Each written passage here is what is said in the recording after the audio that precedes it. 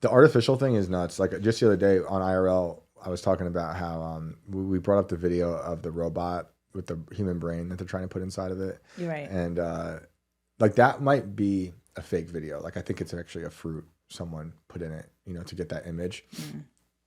But they are literally right now in labs making, first of all, they have little rat brains, like a collection of rat neurons that are hooked up to the game Doom, and they're playing Doom.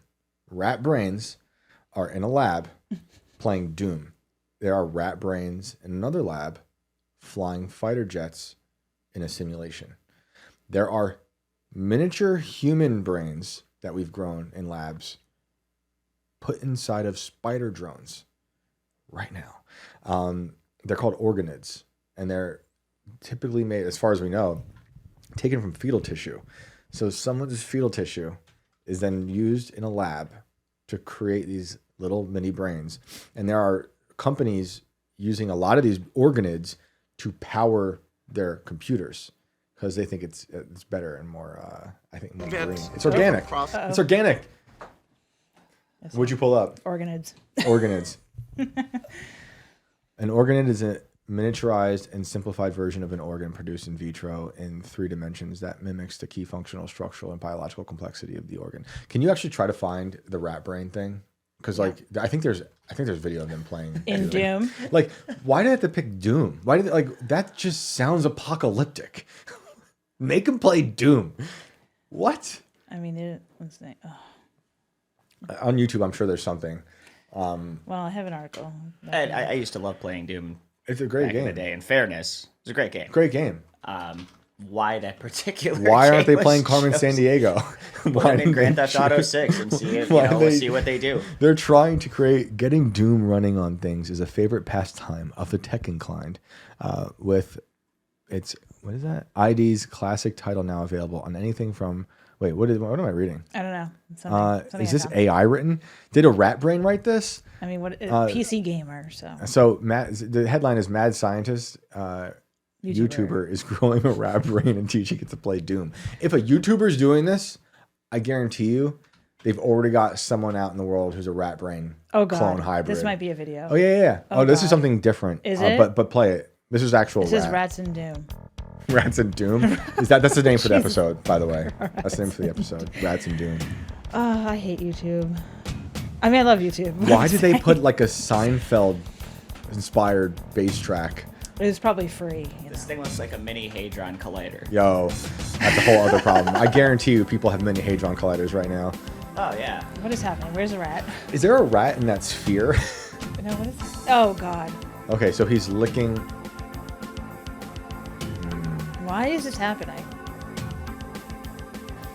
I think the rat is using its tongue to control the game, which is like a very primitive version. I can't. It's a primitive version of Neuralink, honestly. Like that's how there's guys at the Neuralink that have to use their mouth or other types of brain-computer interfaces to do this. So that rat is learning how to... Is just holding it there in a little straitjacket with like yeah.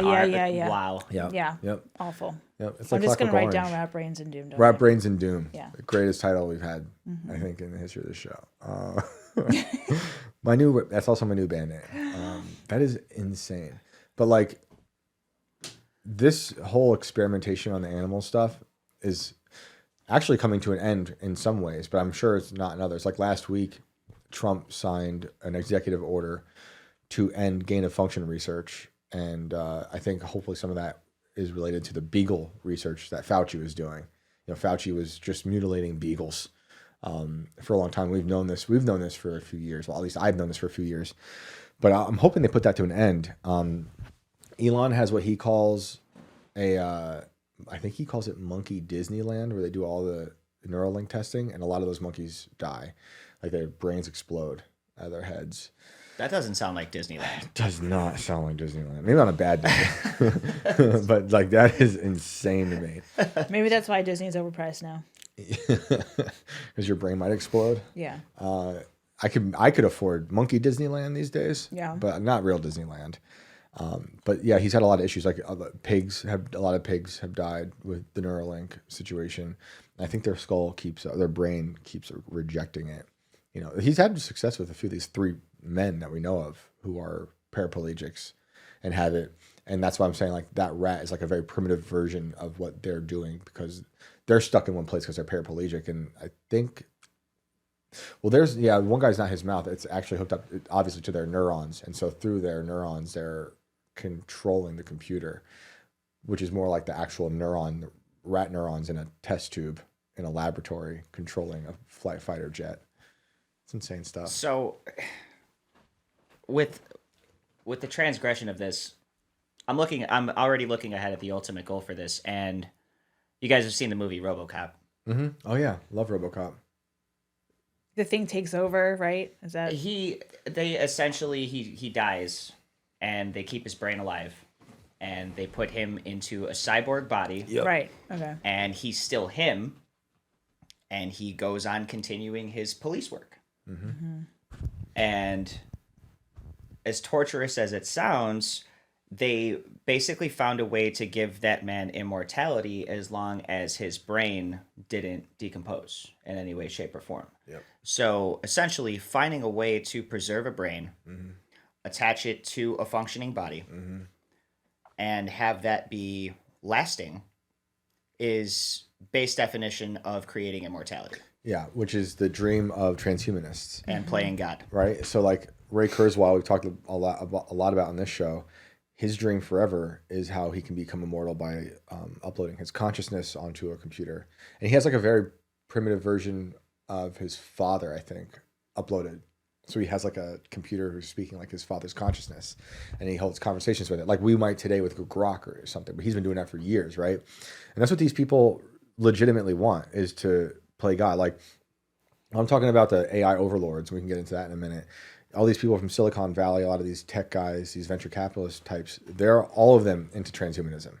Elon is, I can like things Elon does, but also like the things he does that I don't like are way worse than the things that I like.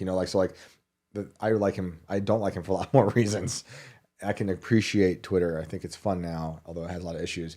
But he's literally going to build a future where there's going to be more robots than people. He said that explicitly in November on Rogan, and he wants Neuralink. And now you might say, well, that's just for people who need it, who are paraplegic. And I think that's beautiful, and the short-term benefits are great.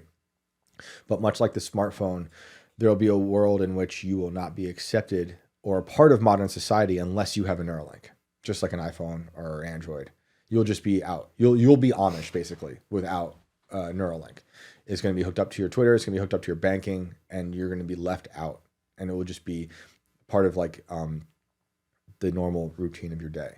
And he's also saying like you can have robots, my robots, watch your kids. They can be your babysitters. You think there's identity theft now? Oh, right, exactly. Like we're talking stealing a person's entire identity, your consciousness, and being able to live as them. In and out. They'll take your thoughts, right? Like right now, I think we talked about this on a show before. Like Zuckerberg and Meta have created a thing where they can translate your brainwaves into the images they are in your head.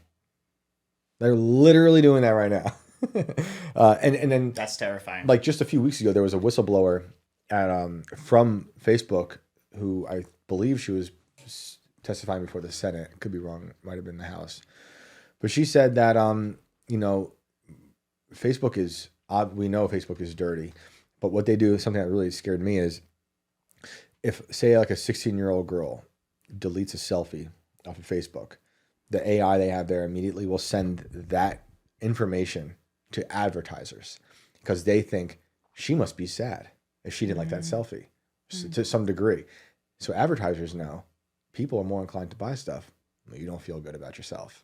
So they just pump her full of ads targeted at her. And this is a whole demographic of like, I heard her talk about, I think it was from 17 to 20-year-old women. That's just one little ad targeting is already scary enough. You're talking about tools that are being used by the NSA to watch people in their daily lives that tap into their cell phones and listen to what you're doing. And immediately, and I mean, you guys have all seen where, your friend comes over and says, oh, hey, yeah, I'm thinking about getting into 3D printing. Mm-hmm.